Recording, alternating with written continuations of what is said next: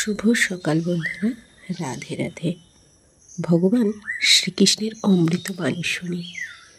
ভগবান শ্রীকৃষ্ণ জীবনে পথে চলার জন্য সঠিক বাণী প্রদর্শন করেছেন, আর সে বাণী প্রত্যেকের জীবনে দুর্বল মানুষকে সবল হওয়ার বাণী। সে বাণী মানুষের জীবনে নতুনভাবে বাঁচার প্রচেষ্টার বাণী।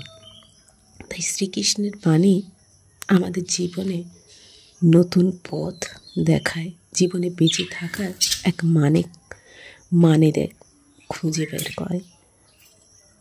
ভগবানকে একদিন জিজ্ঞাসা করলাম যে, ভগবানের কাছে কি করে তোমার পুজো দেব?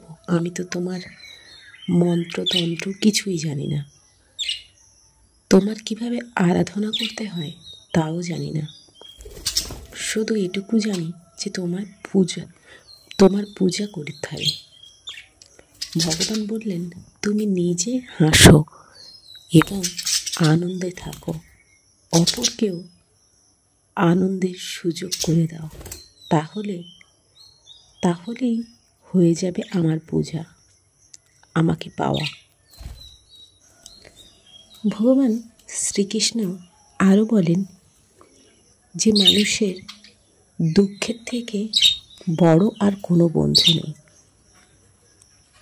মানুষের আর বড় বন্ধু কেউ নেই। একমাত্র দুঃখই আছে যে মানুষকে ভগবানের কথা স্মরণ করায়, ভগবানের প্রতি মনোনিবেশ করায়। একমাত্র দুঃখই ভগবানের কথা চিন্তা করতে শেখায়।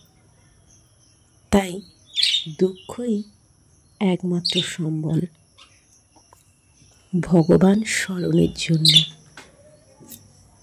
ভগবান শ্রীকৃষ্ণের আরেকটি অমূল্য বাণী। ভগবান শ্রীকৃষ্ণ বলেছেন, মাটিতে পড়ে থাকা ধুলো কোনো ক্ষতি করে না ঠিকই, কিন্তু সেই ধুলো সময় বিশেষে, জায়গা বিশেষে আমাদের অনেক ক্ষতি করে।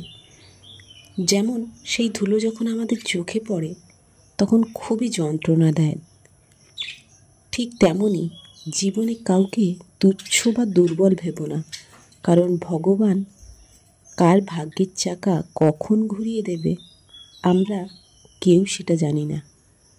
তাই মানুষকে সবসময় সম্মান দাও, সম্মান করো তার প্রচেষ্টাকে, কারণ প্রত্যেক মানুষ তার কর্মর ওপর জীবন নির্বাহ করে।